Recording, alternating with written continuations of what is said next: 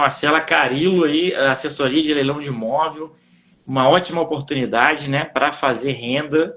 O cara está sem dinheiro, mas tem conhecimento, ele pode ganhar, né, por ter esse conhecimento, prestando assessoria aí, 10% do valor da arrematação é uma baita oportunidade, né?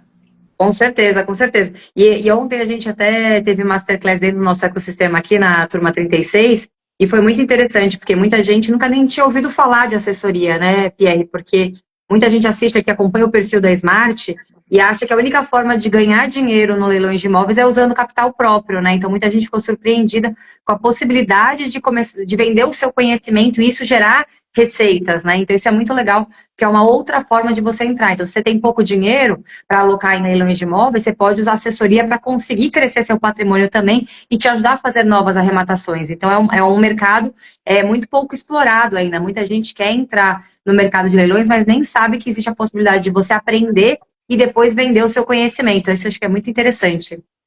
Exatamente, né? Então, imagina ganhar 10% de uma arrematação. Você pode fazer várias arrematações ao longo do ano, né? Prestar assessoria. E tem várias modalidades. A gente vai tratar aqui de uma modalidade específica, né, Marcela? Tem ali a modalidade que é assessoria tradicional, que você vai ganhar 10% do valor da arrematação e você vai fazer toda a parte burocrática até entregar o imóvel registrado, né, com a posse para o comprador, o interessado, né, o cliente. E tem uma outra modalidade que é a caixa forte, né, que vai ser o objeto aí da live de hoje, né? Exatamente. A gente tem essas duas modalidades de assessoria. Uma, a gente vai até a posse e o registro, que você falou que é assessoria tradicional, e que dá 10% de lucro para o assessor, né? Então, arrematou por 200 mil, 10%, 20 mil reais de comissão para o assessor. Já na modalidade caixa forte, que a gente cuida da reforma e da venda do imóvel, a gente recebe a comissão lá no final da operação e divide o lucro com o investidor. Então, o lucro líquido que sobrou na operação, e o lucro líquido seria o valor do resultado da venda, tirando o ganho de capital, o que sobrar é dividido entre assessor e investidor. É uma modalidade super interessante para o investidor, porque muitos investidores, Pierre, eles querem entrar no mercado de leilões, alocar o capital, mas eles não têm tempo de tocar, né? Imagina uma reforma à distância, ele tocar todo o pós-arrematação, parte registral, documental, eles não querem fazer isso, então eles contratam assessoria para ajudá-los, inclusive, na questão de venda, formulação de contratos, discussões de preço, tudo certinho. Eles querem terceirizar isso, então eles pagam para a gente poder fazer a operação completa, porque é muito comum no mercado a gente ver assessoria tradicional limitado ali à posse e o registro. Só que depois dali para frente, reforma, venda, quem tem que tocar sozinho é o cliente. Então acaba gerando uns buracos, certas frustrações para o cliente, que a gente, dentro do nosso modelo de assessoria, a gente consegue ajudar, né, o cliente a conseguir ter resultados até efetivamente o dinheiro cair na conta dele. Então, é uma outra modalidade de assessoria super interessante, tanto para a gente como assessor, porque maximiza o nosso resultado, como também para o investidor.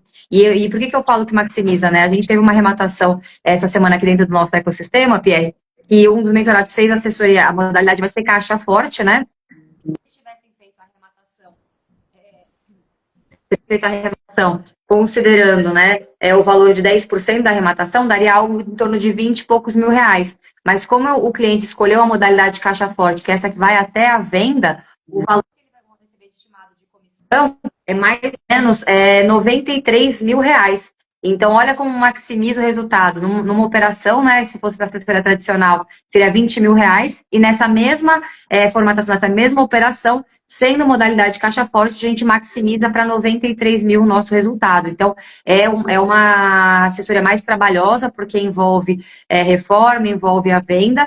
E a gente também tem que aguardar, né, Pierre, a conclusão da operação, mas é uma operação que ajuda a gente a maximizar os nossos resultados e garantir para o investidor o retorno que a gente projetou quando fizemos a precificação do imóvel. E isso é bom demais, né? Porque o cara que está comprando ali, como você falou, né? Às vezes não tem tempo, ele não quer tocar mais nada depois, ele quer só ter o lucro lá no final, né? Aí ele vai Exatamente. pagar para o assessor fazer todo o pós-arrematação, não só o pós-arrematação, né? Vai fazer a reforma, vai tratar a venda, vai colocar o imóvel em condições de ser vendido, depois que vende vai dividir o lucro. Então aí uma baita oportunidade, normalmente o cara vai ganhar muito mais do que só os 10% do valor da avaliação. É claro que tem ali um trabalho maior também, né? Porque ele vai conduzir a operação de ponta Sim. a ponta, mas compensa demais, né? Em vez de ganhar só 10%, ele vai ganhar metade do lucro. Então, eu acho que, Exatamente. dependendo Exatamente. da operação, né, é muito, muito viável, né? Exatamente, por isso que eu acho que é uma operação muito interessante, né? Tanto para investidor quanto para assessor. Mas a arrematação da caixa forte, que é o tema que a gente vai discutir hoje aqui, né? Que eu trouxe de insight, porque eu acho muito legal. A gente sempre fala assim do pré-arrematação, como garimpa, como analisa, como faz a jurídica, arrematou, a gente comemora os valores estimados, mas tudo tem um processo, né, Pierre? Então, depois que o cliente dá o lance e ele sai como vencedor, a gente tem todo um trabalho depois para a gente executar nesse pós-arrematação. E na modalidade caixa forte, como a gente vai até a venda com o cliente, a gente passa por vários passos dessa operação. E aí, como é que a gente faz para fazer isso com o investidor? Porque nós somos apenas os assessores, né? Então, tem muitas coisas que a gente vai precisar do investidor, inclusive a autorização, porque a operação é do investidor, a gente só é a pessoa que vai executar o trabalho em nome do investidor para auxiliá-lo a ter o resultado esperado. Então, como é que a gente faz isso como assessor? Acho que esse é um ponto legal da gente discutir aqui na live, porque o pessoal acha que é só arrematar e o cliente sai fazendo tudo. Não, é o contrário, né? A gente, como assessor, a gente tem que orientar, mas várias situações a gente precisa que o investidor atue. E como é que a gente faz isso, né? Isso que eu vou trazer de insights, várias dicas para ajudar no pós-arrematação, como coordenar com o cliente, principalmente, Pierre, parte de reforma. A gente que é arrematante profissional também, a gente sabe o volume de negociações, está negociando com o pintor, está negociando com o encanador, com o eletricista, aí vem alguém que fala que cortou a luz. Então, é muita coisa para ser administrada e gerenciada. E como é que a gente faz isso na assessoria? Exatamente. E quando é só assessoria tradicional, é mais simples, né? O cara, você só faz o básico ali, entrega a posse e registro do imóvel. Agora, aqui você vai fazer a operação inteira com a Exato. pessoa, né? E a chance de ter algum ponto de conflito, né? De atrito é grande, né? Porque vai ter que alinhar ali as expectativas, né? O cara não entende da dinâmica do negócio, acha que é de um jeito, né? Aí tem uma expectativa e na prática é de outro jeito. Às vezes ele quer gastar menos e para reformar o imóvel tem que gastar mais, aí você tem que convencer o camarada que tem que gastar um pouquinho mais para valorizar o imóvel. Então é uma série de detalhes, né, que vai acontecer ali depois da arrematação, que tem que ser pensado antes, né? Exato. Orçamento, né? Quanto que vai gastar, como é que vai tocar essa reforma à distância, né? Como é que é o convencimento do cliente que dá para fazer tudo à distância, e é isso que a gente vai tratar hoje aqui, né? Exatamente. O Leandro está perguntando aqui no chat, Pierre, como é que a gente faz, qual é o argumento que a gente usa para convencer o cliente e para pagar 40% a mais no caixa forte, né? O Leandro, na verdade, a gente não convence o cliente a pagar mais, porque a gente deixa a escolha de qual modalidade de assessoria para o cliente. O que a gente traz para ele que a gente vai conseguir ajudá-lo? Depende muito do que ele faz, quais são as habilidades dele, quais são os interesses dele. Então, tem cliente, Leandro, que vai sempre querer na assessoria tradicional, porque, por exemplo, ele é um engenheiro, ou é um arquiteto, uma arquiteta, e eles querem tocar o pós-arrematação porque eles sabem fazer isso, né? Então, eles querem só a posse do imóvel, a parte documental. Porque eles não têm tempo de fazer garimpagem, análise, nem cuidar dessa parte burocrática do processo, mas a parte de reforma e venda eles estão acostumados porque eles já fazem isso no dia a dia dele. Então, esse cliente pode ser um cliente que tope fazer sozinho, sem precisar do nosso apoio e nossa expertise. Mas aquele cliente que não sabe tocar uma operação, que quer arrematar no Brasil inteiro, que sabe que lucro não tem CEP, o nosso convencimento é muito simples. A gente consegue trazer oportunidades para ele. O que convence ele não é o meu argumento, é o resultado da operação que eu estou mostrando para ele. Então, qual que é o segredo da gente conseguir mostrar para o investidor a importância? É ele entender que a gente vai entregar um bom resultado para ele. E o que ele vai fazer? Alocar o dinheiro e tomar as decisões, porque toda operação, quem vai fazer pôr a mão na massa somos nós. Então, se ele é um investidor que não tem disponibilidade de tempo, está com outras prioridades na vida, e ele quer a operação, que ele quer comprar, reformar e vender, ele obrigatoriamente ele vai acabar escolhendo essa modalidade de assessoria caixa forte, porque a gente vai entregar o resultado que a gente prometeu para ele, mas maximizando sempre os lucros, e ele vai entender também, nessa modalidade de assessoria, Leandro, que a gente está preocupado no resultado assim como ele. Por quê? Porque quanto mais a gente economizar nessa operação e mais dinheiro sobrar no final, a gente também ganha. Então, a gente é sócio, a gente é parceiro.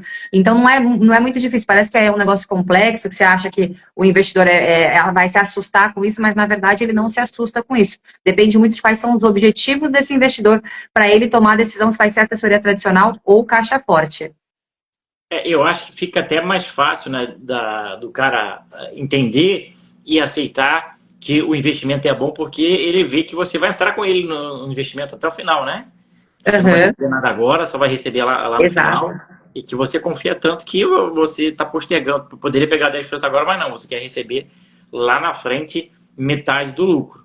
Então, Exato. é mais um argumento aí para mostrar que é tão bom que eu vou entrar contigo, eu vou fazer tudo. Então, eu vou fazer o máximo possível, porque quando é só a tradicional do 10%, para o assessor não muda muito ali se o retorno não for tão bom, porque ele vai ganhar o Exato. 10% dele, né? Agora, quando é a caixa forte, o resultado dele vai depender do esforço direto dele. Então, assim, é mais um argumento de que ele vai trabalhar mais naquela arrematação, porque é dali que vai sair o lucro dele, né? Exatamente. Esse é um argumento excelente, Pierre, porque ele entende que nós somos parceiros dele. A gente está tão interessado no resultado quanto ele. E eu acredito tanto na operação que eu vou esperar encerrar o ciclo para eu receber minha comissão. Eu não vou receber antes. Eu vou receber só lá no final da operação. Então, esse é um argumento bem interessante mesmo para usar na modalidade caixa forte. É isso E aí. aí, já falando agora a gente falando assim, né, de como que a gente faz, dicas de como que a gente faz para operacionalizar o pós-arrematação no caixa forte, tá? Principalmente, não a parte documental, porque a parte documental vai ser igualzinha, né, na tradicional ou na caixa forte, que a gente vai ter que lavrar os documentos específicos, num leilão judicial, fazer a carta de arrematação, levar a registro, a emissão na posse no próprio processo judicial, ou no leilão extrajudicial, que a gente vai fazer escritura, contrato de financiamento, levar a registro, também negociar a desocupação, ou então uma ação específica, uma ação autônoma de missão na posse. Isso é igual nos dois processos, a gente vai sempre coordenar com os clientes a tomada de decisão. Você vai tentar uma desocupação amigável, você vai pagar algum valor, se já vai direto para a ação de missão na posse, enfim, tudo isso a gente negocia com o investidor.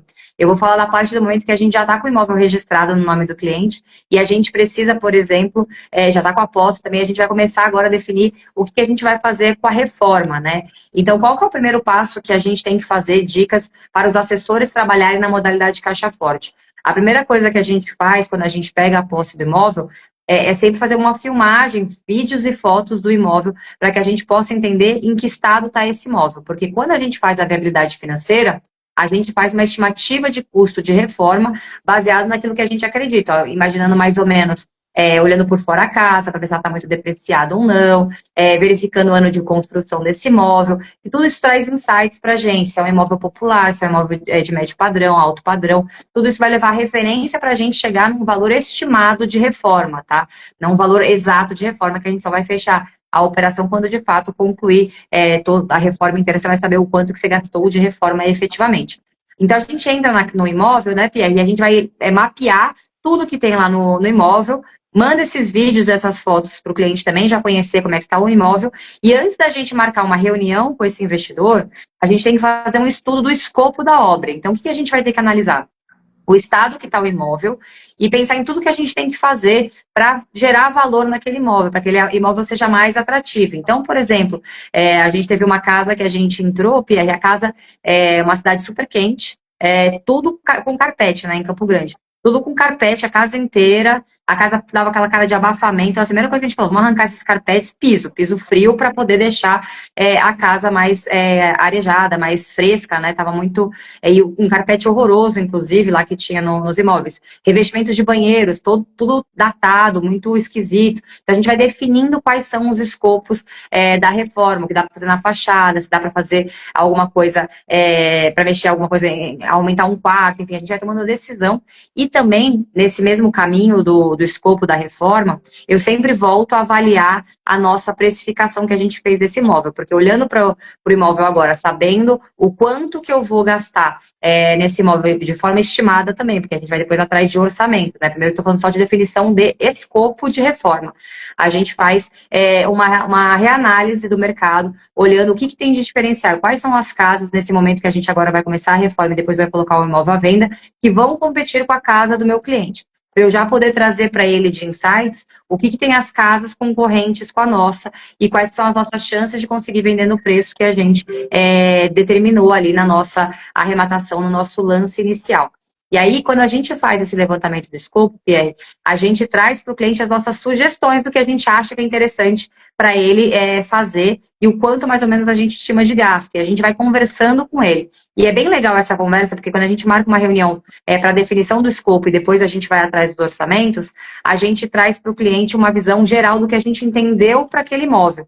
E o cliente vai fazendo as perguntas dele, tirando dúvidas, tentando entender o porquê que a gente, por exemplo, prefere gastar dinheiro trocando revestimento do banheiro e da cozinha e não, por exemplo, quebrar uma parede e fazer uma churrasqueira, uma área gourmet, uma cozinha americana, enfim, ele vai trazendo para a gente as dúvidas que ele tem daquele imóvel específico. Então, um caso que eu estava falando da casa de carpete, ele queria só valorizar, a única coisa que ele queria fazer de reforma o cliente era fazer uma área gourmet lá fora, colocando churrasqueira, já que tinha uma piscina no fundo, ele queria colocar uma churrasqueira bem grande, como se fosse a casa dele, assim, sabe? Ele já tá mandando os prints da churrasqueira, como ele queria, como é que ele queria fazer.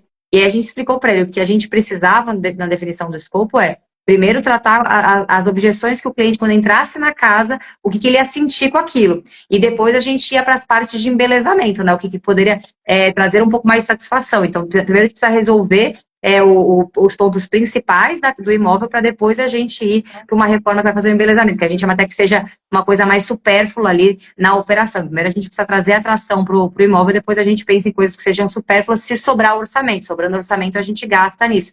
Então é legal essa reunião de alinhamento do escopo, para a gente já definir tudo com o cliente. Às vezes ele entende que tem que fazer um lavabo, ou a gente que sugere para fazer um lavabo por conta do perfil do imóvel, e aí ele entende que não tem que fazer, enfim, a gente vai definindo com ele o escopo antes da gente ir atrás dos orçamentos. Esse é o primeiro passo que eu faço com os investidores. E legal aí que deve ter tipos de investidores diferentes, né? Eu queria ver até a tua experiência, né? Na maioria das vezes, o investidor, ele gosta de acompanhar essa etapa aí de reforma, né? Ou ele não nem quer ligar nada, ele só libera o dinheiro ali e quer passar longe disso? A maioria dos investidores só querem saber assim, o estado que está o imóvel, o que a gente vai fazer, o que a gente está estimando de gasto. É basicamente isso. Muitos deles nem querem escolher. Assim, eu tenho um investidor só que ele escolhe a cor da tinta, que ele escolhe a cor das louças, ele escolhe tudo. Assim. Agora, a maioria dos investidores, eles não querem saber. Eles querem que a gente tente economizar na operação, entregando o melhor resultado. Então, assim, a gente define o escopo, às vezes é uma apresentação de 5 minutos. E a gente mostra o que a gente decidiu, às vezes ele só pergunta uma coisa e depois resolve. Um ou outro investidor que dá alguma sugestão, porque ele quer dar uma sugestão, mas se envolver mesmo na obra, nenhum deles querem, né? De conversar com o pedreiro, eles não querem fazer nada disso. Tudo isso a gente que faz, a gente que coordena, inclusive, assim, pesquisa de preço, né? Quando a gente vai fazer os orçamentos, somos todos nós que fazemos, mas a gente precisa do investidor para efetuar os pagamentos. Então, isso é uma outra coisa que a gente tem que fazer de uma forma muito organizada com o cliente, porque como é que você vai fazer para ele, assim, eu preciso de 2 vasos sanitários, por exemplo. A gente manda o link para ele e pede para ele comprar. Ele tem que comprar, a gente tem que organizar com ele qual que vai ser a rotina dele ali dentro dessa obra, porque a gente vai precisar dele. A gente não tem acesso à conta dele. Isso que é importante falar, tá, Pierre? A gente não tem acesso à conta, o dinheiro não vem para nossa conta para a gente fazer os pagamentos. Quem faz todos os pagamentos é o cliente. Então, o que a gente tem? Qual que é o papel do assessor? Conforme a gente define o escopo da reforma, a gente tem que fazer um cronograma dessa reforma, para que a gente possa colocar o investidor ciente de que alguns dias na semana a gente vai precisar que ele faça a compra de alguns materiais, que ele só faça o link, né? A gente passa o link de pagamento, ele vai lá e paga. A gente precisa que ele faça alguns contatos. Às vezes a gente precisa que ele, durante a reforma, ele vai lá e ligue a luz, porque cortaram a luz por algum motivo. A gente precisa que ele faça algumas atribuições. A gente precisa combinar com ele o cronograma da obra, em que dia mandar para ele links de pagamento para que ele possa efetuar o pagamento.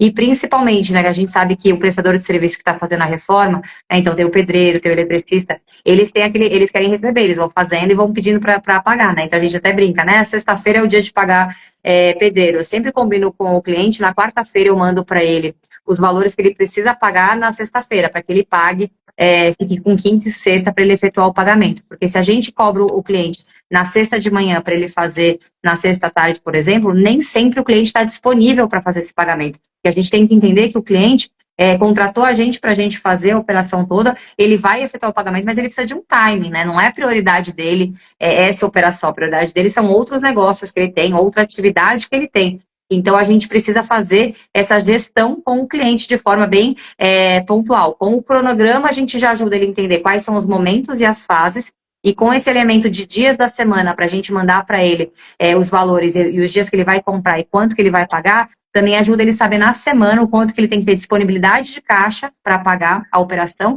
e também ele efetuar de fato esses pagamentos e ajudar a gente a fazer.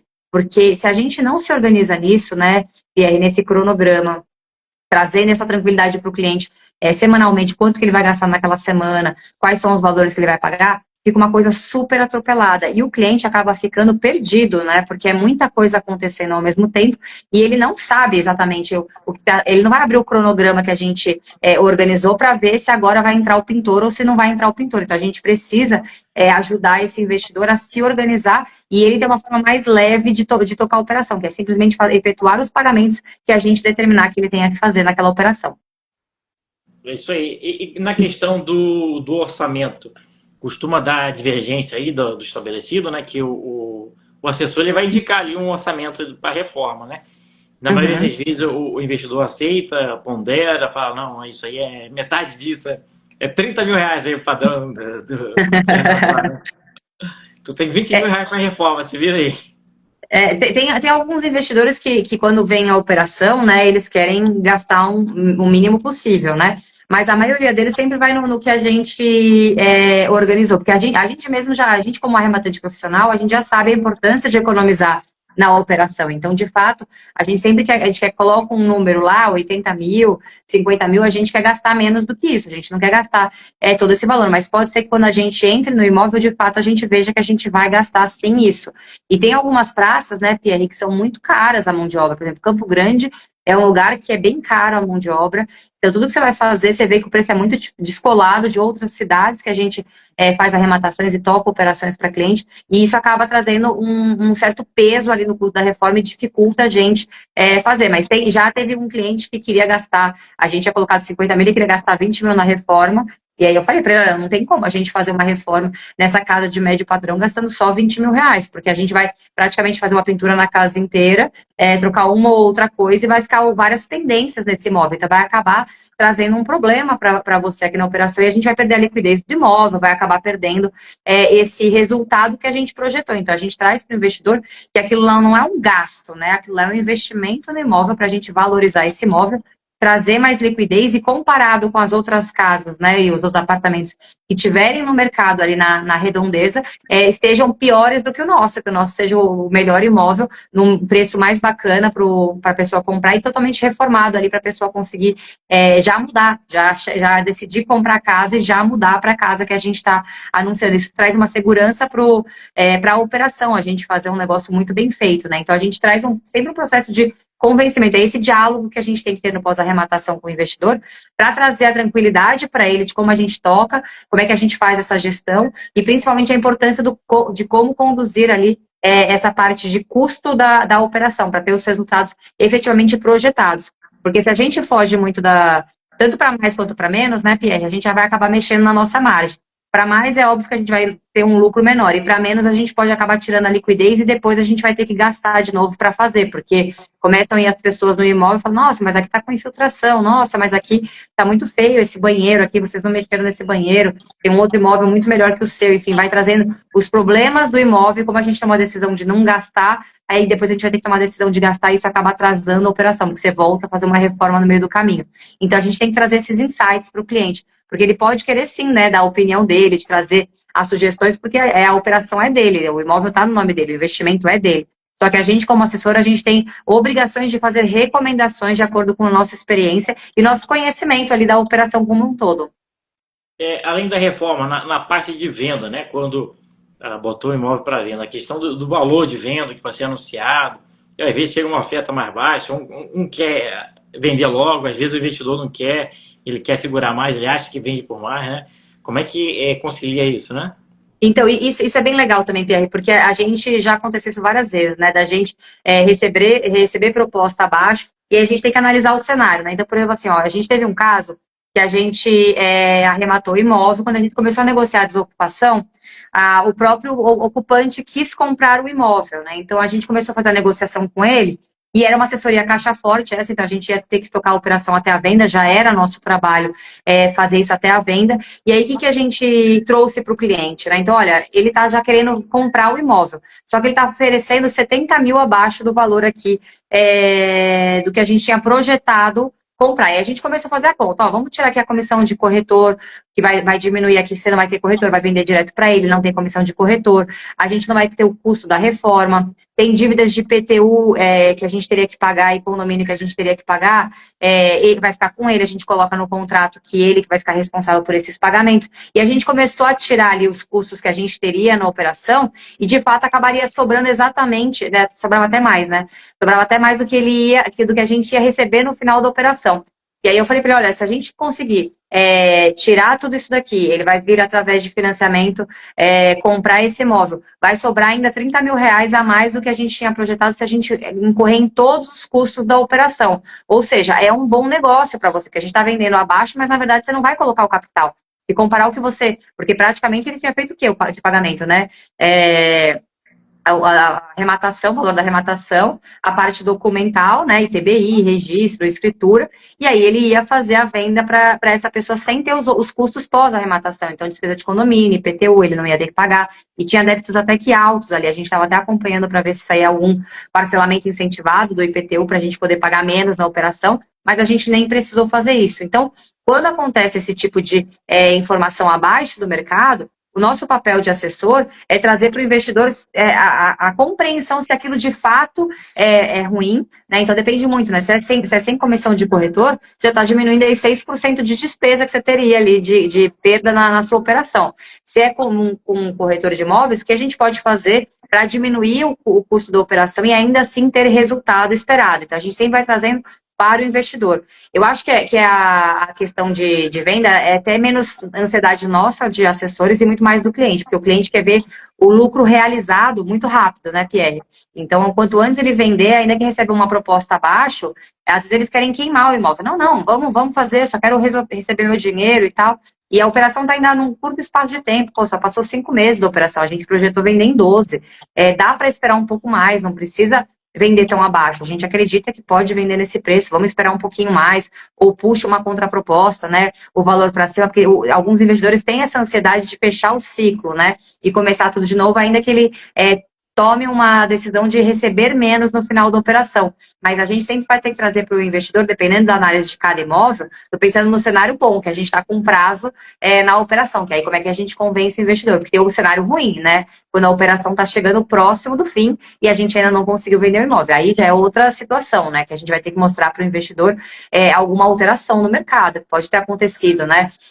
Do investidor, quando a gente apresentou a oportunidade, tinha uma situação fática ali local e depois, conforme a gente foi vendo, você sabe que mexeu um pouco no preço. Então, diminuiu um pouco ali o preço do valor de imóvel, a liquidez caiu, aconteceu alguma questão, sei lá, algumas comunidades começaram a crescer, insegurança no bairro, alguma coisa que pode mexer um pouco com a liquidez ali do imóvel, e aí a gente vai ter que tomar uma outra decisão, de conversar com o investidor, revendo toda a operação, revendo todo o mercado, para trazer para ele que talvez a melhor decisão era abaixo do valor de mercado, para que a gente possa recuperar alguma coisa que a gente deixou de ganhar nessa operação em outras operações, sem que ele tenha prejuízo, né, Pierre? Porque como a gente está falando de assessoria caixa forte, nós estamos falando de que o assessor trabalha no êxito, né? O assessor só vai ganhar se o investidor ganhar lucro. Se não tiver lucro, o assessor não ganha lucro. Isso é muito importante de falar, né?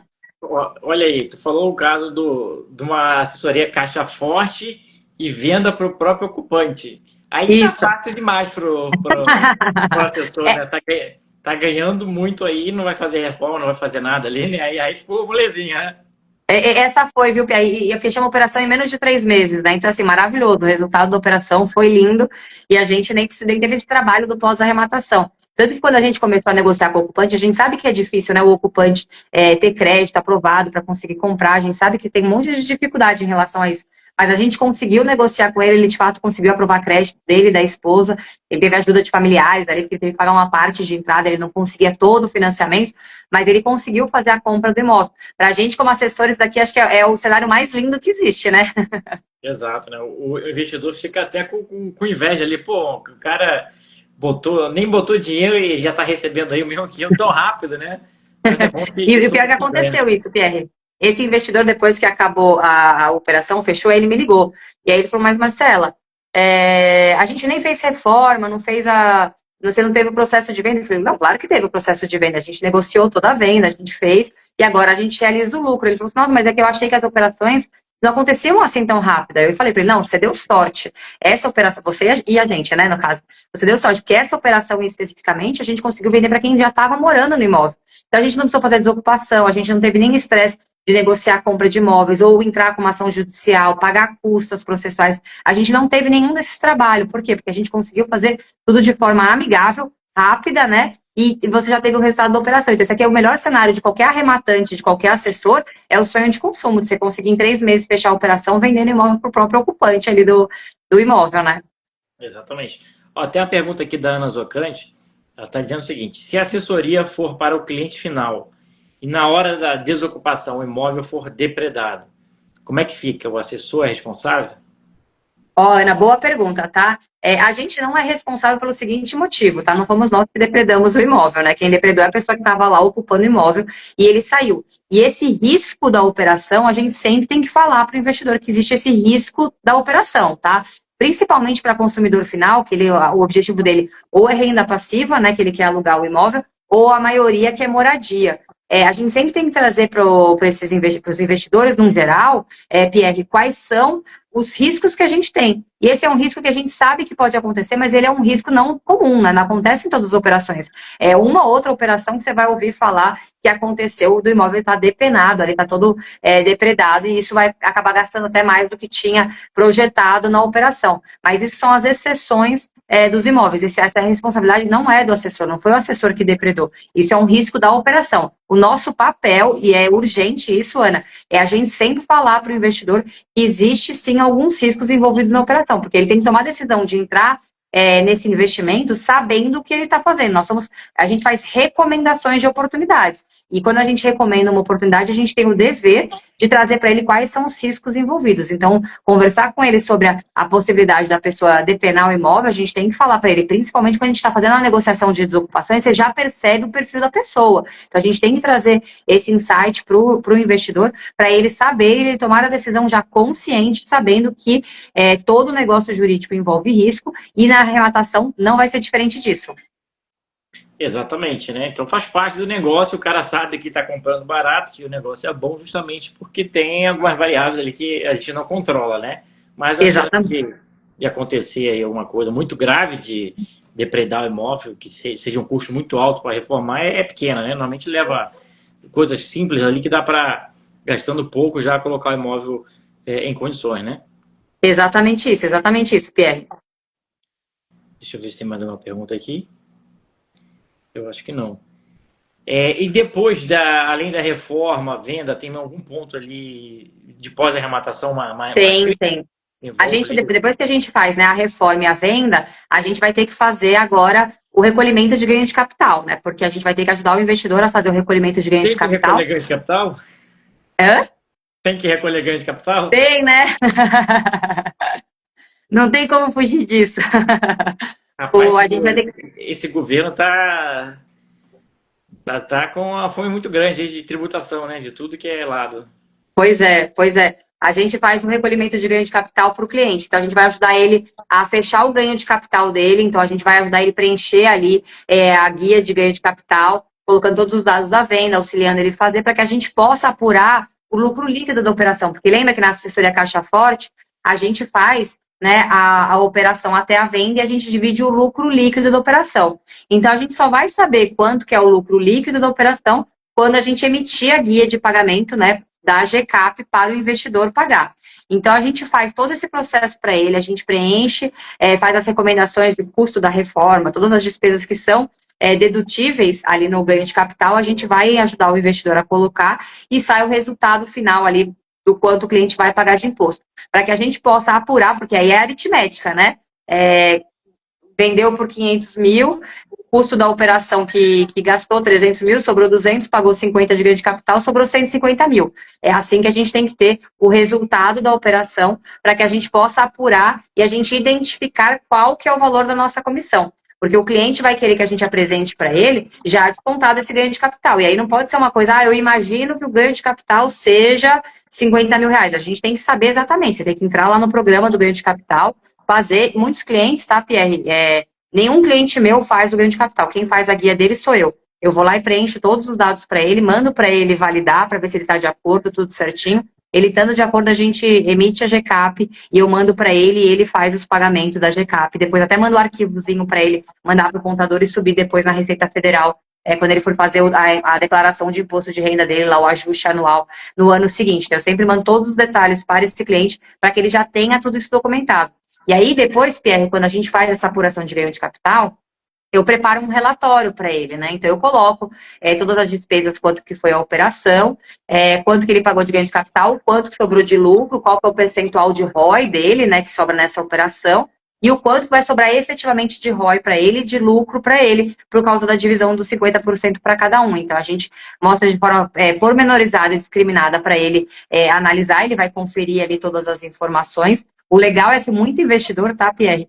Eles também fazem o controle do que a gente gasta na operação. Então, tudo que eles estão pagando, eles também estão planilhando lá do lado deles. E aí a gente faz a checagem, porque tem que bater. A nossa despesa e a dele tem que ser a mesma, o nosso resultado tem que ser a mesma na operação. Então, a gente sempre bate esses valores, a gente tem que ter o cuidado de guardar todas as notas, todos os recibos, comprovantes de pagamento, para que a gente tenha isso arquivado e depois possa conferir e auditar caso a gente tenha alguma divergência, né? Se o cliente traz ali a informação para você, mas eu gastei 10 mil a mais, você precisa achar onde é que não está esses 10 mil, ou errado no seu, ou que está errado no dele que ele colocou a mais. Então, a gente precisa ter toda essa organização documental. Eu até falo para os meus mentorados, para a gente abrir pastas no Drive, enfim, você criar uma forma de organização de que toda a documentação daquele cliente, daquele imóvel, esteja arquivado naquela pasta, para que você consiga rapidamente consultar, caso você precise fazer. Porque quando a gente vai fechar as contas, a gente não tem dever de prestação de contas para o cliente. Por quê? Porque a gente não está com o dinheiro do cliente administrando o dinheiro do cliente.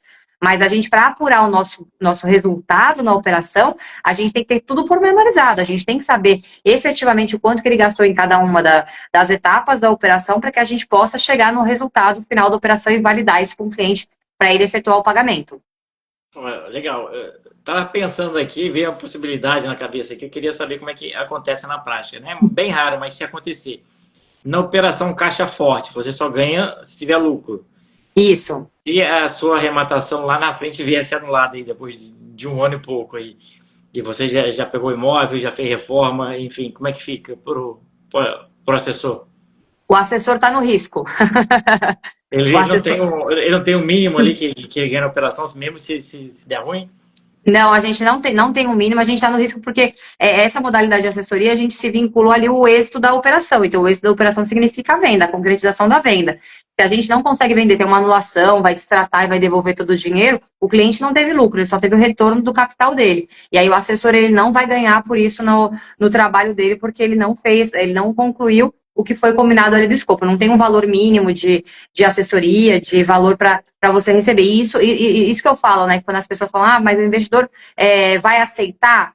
Cara, o assessor está totalmente no risco. O que o assessor tem? Diferente do investidor que tem o imóvel no nome dele, o dinheiro não passa na conta do assessor, o dinheiro passa tudo para quem entende direito, então para o banco, para o cartório, para a prefeitura, para o pedreiro, para o encanador, não passa nada na conta do assessor. O assessor está totalmente no risco porque ele trabalha totalmente no êxito na operação. É mais ou menos como um processo judicial, né? Um advogado, ele entra com uma ação judicial e ele vai trabalhar no êxito. Se a ação for julgada improcedente, ele não ganha nada. Ele não tem um valor mínimo ali de arrematação porque ele decidiu cobrar no êxito. Então, ele trabalha alguns anos no processo e se ele perder a ação, ele perdeu a ação. Uma chance mínima, né, de acontecer, né? Mas pode acontecer e não vai receber nada, né? Trabalhou à toa ali, né? Exatamente, exatamente. E isso é um risco até, assim, que eu acho que é um negócio o que a gente tem é só um contrato, né, Pierre? Então, assim, quando acaba a operação, o que o assessor tem para garantir que ele vai receber essa comissão no final da operação é o contrato, né? A gente tem esse contrato para a gente poder executar caso a pessoa não efetue o pagamento do lucro, porque o dinheiro está na conta do investidor e ele precisa repassar para a gente esse lucro. Então, de fato, o assessor, assim como vários prestadores de serviço, a gente depende que a outra parte repasse o valor para que a gente receba. Senão, isso vai ter que ser demandado, tem que entrar com ação judicial para receber, não tem como fugir disso. Exatamente. É como qualquer negócio, qualquer transação. Se tiver alguém de má fé, vai ter que entrar na justiça aí para reaver os valores, né? Exatamente isso, exatamente. Eu acho assim, acho que o Leandro que perguntou, né, da questão do caixa forte, como é que você convence, é só você mostrar para o investidor esses tipos de situação, né? Então, assim, o assessor, ele está no êxito com o cliente. Se o cliente não tiver lucro, o assessor não ganha. Se a arrematação for arrematada, ele já trabalhou na arrematação, o investidor não paga para o assessor esses valores. E até na tradicional, tá, Pierre, como é que eu faço com o cliente? Se na arrematação tradicional, se houver, por exemplo, uma declaração judicial cancelando, anulando o leilão, que isso é raro, mas pode acontecer, eu também devolvo a comissão para o investidor. Eu só não devolvo a comissão se quem desistiu da arrematação, que quis desistir por um motivo alheio, não tinha risco nenhum, ele que desistiu, foi o próprio investidor. Mas se tiver uma determinação judicial cancelando, determinando a devolução e tudo mais, eu devolvo a comissão também para esse investidor, porque no final das contas, a operação dele acabou sendo tratada por alguma decisão judicial futura que a gente não tinha como saber que isso ia acontecer. É isso aí, né? Tem que estar tudo bem organizado, bem acertado antes, né, no contrato ali, para se acontecer já estar bem encaminhado como é que vai resolver. Exatamente. Chance pequena de acontecer esse cenário. Exatamente. E se for um assessor aí da Marcela, aí a chance é quase zero de entrar numa furada. Uma furada. Com certeza, porque a gente analisa tudo antes, né? E eu até ensino os mentorados que muitas coisas que a gente não faz nas nossas arrematações próprias, a gente faz na assessoria. A gente tem muito mais zelo, porque a gente está fazendo recomendações para um terceiro que geralmente não conhece do mercado, não domina a operação, e a gente vai fazer recomendações para ele. Então, a gente tem muito mais cuidado.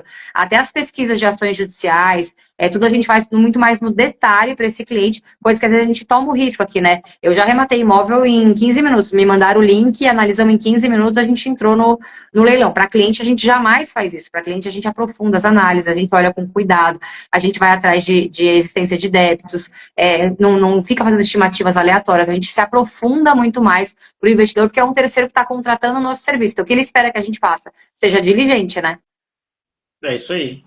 Então tá aí, ó, uma baita aula aí de assessoria caixa forte. Você não precisa de dinheiro para assessorar, basta o conhecimento e você pode ganhar aí não só 10% da arrematação, mas metade do lucro líquido ao final da operação. Então você não tira nada do bolso e ao final ainda ganha metade aí do lucro da operação.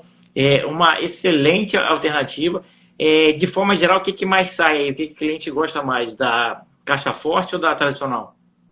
As duas, mas o que a maioria dos clientes acabam optando é a caixa forte, porque eles não têm disponibilidade de agenda, nem querem coordenar imóveis à distância, reforma à distância, então eles acabam fechando mais a caixa forte do que a tradicional. Mas tem muitos investidores que topam sim a tradicional, porque eles já gostam de fazer reforma, já estão habituados com isso e também pegam. Então é um pouquinho dos dois, mas o mais é caixa forte. O cara que ele só quer investir o dinheiro e não quer se estressar com nada, então ele faz a caixa Exatamente. forte, que é mais tranquilo para ele, né? Exatamente, ele quer colocar o dinheiro e deixar você trabalhar o dinheiro dele para ele. É isso que ele quer que você faça. Excelente. Se tiver mais algum ponto aí para colocar, senão a gente caminha aqui para os finalmente, né? Eu acho que a gente passou por todos os pontos ali. O que eu acho que é só legal para fechar aqui, falando sobre a assessoria caixa forte, é a gente sempre lembrar de se posicionar com transparência para o cliente. Então, teve algum problema na obra? Já corre para avisar. Teve algum problema na parte da venda, na parte documental? Já corre para avisar. A gente sempre tem que fazer. E uma dica, tá, Pierre? Só faça assessoria caixa forte para clientes que você pesquisar a vida dele antes e souber que ele não tem dívidas, tá? Porque eu já fui procurada por alguns investidores que tinham várias ações judiciais e eles só queriam modalidade caixa forte. Quando eu vi que eles tinham várias dívidas, eu falei, a chance de eu não receber a minha comissão, porque ele pode ter bloqueio dessas matrículas, é muito grande, porque ele tem várias ações judiciais contra ele em andamento. Então, dica de ouro, hein, Pierre? faça sempre uma checagem se esse cliente ele tem uma saúde financeira razoável, que ele não tem ações judiciais que possam acabar numa penhora, num bloqueio dessa matrícula e que atrapalhem a venda e você fique preso com ele na operação. Então, é um cuidado que todo assessor tem que ter. É isso aí. Tem que fazer um pente fino ali na vida do cara para ver se tem alguma pendência, né, judicial ali, que possa virar uma penhora do imóvel, uma indisponibilidade, né, alguma coisa, que se tiver não vale nem a pena entrar, que pode dar problema, né? Exatamente isso. Exatamente. O Michael está falando aqui que no caso dele ali, 85% dos clientes querem caixa forte. E é isso que eu falei, a maioria quer caixa forte. Mesmo dividindo o lucro líquido no final da operação, a maioria quer caixa forte. Isso aí. Beleza? Beleza, Pierre. Muito obrigada. Obrigada, pessoal, por ouvir a gente aqui. Eu adoro falar de assessoria, falar da gestão do pós-arrematação com o cliente. E se vocês tiverem dúvida, quem não me segue, pode me seguir. Meu Instagram é Marcela Carilo Leilão. Eu compartilho dicas diárias com vocês sobre assessoria de leilões de imóveis. Pode me chamar no direct também, que se tiverem dúvidas, eu respondo para vocês. Valeu, Marcela. Obrigadão, um abraço. Obrigada, Pierre. Até mais.